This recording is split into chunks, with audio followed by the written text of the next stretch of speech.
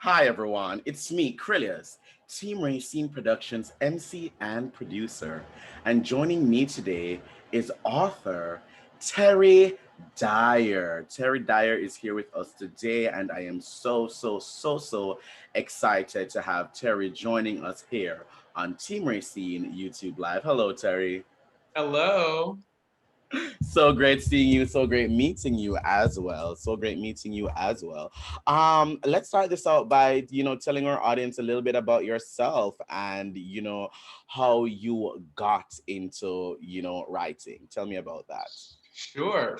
So I have been a person that likes to journal for a long time. So I've got many books just boxed up now after all these years. Yes. So I definitely have always loved to write. And when the pandemic hit, it was really just, here's the perfect opportunity to finish the book. And Yes. so I did that, set some goals and deadlines, and really just kind of pushed forward. And everything has been happening super fast after the book debuted on Amazon. Mm-hmm. So a little bit about me. I live in Fort Lauderdale, Florida. I've been here just about a year, although I'm a Cali boy. So, Okay. I kind of grew up in California, went to college in California. I've been an athlete forever. Don't want to age myself, but I have definitely been into sports for a very long time, and I've done a lot of things from music and dance and theater and corporate America. I've spent many years in corporate America, Fortune 100 and 500 companies also. And really lately, it's just so focused on the book and interviews such as this, as Yeah. well as recently became a partner in an organization. So I guess now I can also add business owner to Yes. my resume. Yeah, so that's a little bit about me. I'm the dog dad and likes to spend a lot of time with my dog and things like that. Beautiful. Tell me about your book. You mentioned that during the pandemic, you really sat down and said, you know what? I am going to get this done. I'm going to set some goals and deadlines. High key, same, because I've been writing for a while and during this whole Nice. thing. But this has kept me very busy because I do at least 3 to 4 of these a day. Right. So this has kept me very busy as well. But I'm writing as well. Tell me about that process and what really went into finishing your book. Absolutely. It's really sort of setting deadlines for yourself and really sticking to those deadlines.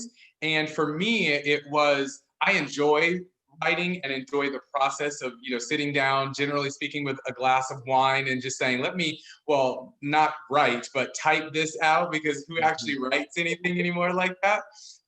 So really just kind of sitting at my laptop and saying, okay, what are thoughts? How are you going to really capture this? How are you going to connect with folks in this chapter and so forth? And wine sometimes definitely helps, and really just sort of open up and let everything flow and let it out. And that's been really the process for me over the last 5 years. I started writing the book in November of 2015, Mhm. and with corporate America job and sports and travel, things of that nature, over the last few years, I have not had dedicated time Mhm. to finish the book and to write the Yeah. book. And so, I really just kind of at different times things would hit me or say, oh, I got to remember to write about this and this life lesson and this example. So I would sort of jot them down in the note section of my phone and then come back to them later to really write and sort of take a deep dive into whatever that subject matter was.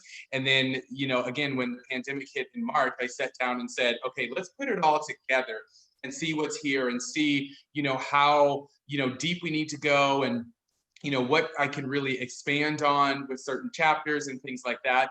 And then found a editor and a book designer and then a photographer, and then everything just really fell into place after about April of this year. And I think the biggest Beautiful. thing is just allowing yourself the correct space, Yeah. fit, and because it's as if you're performing or you're on stage. You have to recreate the character every single time that you sit down to write, Yeah. and you've got to get into that headspace or if you don't really sort of write with that authenticity, then you're not going to be able to connect with your readers and your audience. So for me, it was, it was an emotional thing, sort of getting into that character every single time I set to write. So again, wine helps. Wine helps. I love that. I love that. It does. Now, let's talk about this book, Letters to a Gay Black Boy. Yes. Tell me about these letters. Tell me about these letters to a gay Black boy. Sure. So each chapter is actually written as if it were a letter to a gay Black boy. And it's sort of talking about experiences and trials and tribulations that I have experienced in my life. And I use them as life lessons to talk and to teach and to really sort of serve as a voice for others to let folks know that you don't have to suffer in silence. You don't have to deal with these things without support and help. You don't have to feel like you don't have a voice. So it's really just sort of opening up a bigger conversation to address the things that we don't often like to talk about, taboo and sensitive subject matter, right? We tend to sweep those things under the rug. No one wants to talk about, race relations and homosexuality and all these things that are deeply rooted in various cultures. So for me, it was really opening up that dialogue and the conversation to say, no, we actually do need to have these conversations in order for us to move the needle in so many different subjects. So that's what each letter is. It's really a life lesson in talking about things that I've gone through and experienced in life, and really just saying it's okay. It is absolutely 100% okay to experience these things. Right. I imagine it was very therapeutic for you to also do this in a way, because I imagine to get into that headspace and to get into that character to do that, you kind of also had to connect with your little gay Black boy, to really get into that kind of, go through some of those experiences that you've been through before, and not just, and really get into them, like parse them out, analyze them, retrospect, introspect, a lot of that happening, I would imagine. Absolutely correct. It's really sort of an interesting thing to write and then go back and read and go, oh my gosh, did you really experience this? Like, did they say this? Did you say that? It really sort of forces you to, take a really hard look at your own life and oh my gosh, like these are some really touchy subjects and things that people don't really obviously don't want to go through, but, don't always like to talk about and sort of own that that's your truth. And I think that's the biggest thing is, I wouldn't say that it was, a lot of people have been asking that question. Has it been really cathartic for you to write all these things and get them out in the open? And that was not my intent. My intent was really to say, we don't have to go through these things alone. We also can take ownership in going through these things. You don't have to go through them and say, oh, no, never experienced that, didn't go through that. I don't know what that's like. It's okay to stand up and say, I was abused. It's okay to stand up and say, I went through this traumatic experience, and then figure out how to help someone else that has also suffered through the same experience or is currently suffering through that experience. I think that's the biggest thing that I've realized is that it relates and connects to so many people, is just being super authentic and open about having the conversation around it. Of course. And I believe this is so important too for queer, queer people of color, queer kids of color, so to be able to see something like that and read some, because honestly, as a former gay little Black boy myself, there's a lot of shit we go through. There's a lot of stuff that we experience. And I think back to like when I was in college and stuff, and I would like share experiences or things with like straight friends. And they're like, oh my God, like that was a thing or whatever. And I'm like, but other gays would be like, oh girl, yeah, like, I mean, there are certain things that we do go through that are very specific and particular to us as well, that we kind of had to deal with on our own, or, didn't have anybody else around because you never felt safe enough to share that with anyone else, or you didn't know that other people were going through something like that. And so having something like this is really, really important, not only for the current generation, but for those coming up. Yes, absolutely. I think that's also one of the biggest things that I have found really rewarding is I've had some Q&A events and book readings and things of that nature, and people have opened up and, shared things that they've gone through or shared things that are similar to my experiences. And some of these people have been 60, 70 years old and opening up and saying, oh my gosh, thank you, because I experienced this abuse as a teenager or as a child, and I've never really said this aloud. That right there told me you're doing the right thing. You're doing the right thing by letting people know that it's okay to take ownership in the things that you've experienced in life. And it's okay to not harbor for the rest of your life shame and embarrassment and things of that nature, because that's not a way to live life. Yeah. To constantly have those things. And so I think it's been really, really, like I said, rewarding that, so many people and of various backgrounds, different ages have all come out and said, this happened to me, or I can relate to this, or I can relate to that. And it really sort of put things into perspective that the book isn't just for one specific group or one specific culture. It really is for everyone to open up and have very important conversations. Lovely. Tell me, what do you want the legacy of this book to be, and where do you see yourself, moving forward as a writer? Sure. Great question. No one's asked me that question. I think the thing that I would love for this book to do is really just get into hands of folks that want to either be an ally for the various communities that the book talks about. So African American communities, be an ally to LGBTQ communities, to really sort of humanize the things that we struggle with, the things that we go through. Mental illness and depression is a real thing. It's a real thing. And it's only as of the last couple of years that, in mainstream America, that we're having these conversations. Well, we should have been having these conversations 20, 30, 40 years ago, because it's always been here. We're just now bringing these things to the surface. So I think from my perspective it's important for me to hopefully know that people take away from this book that no one ever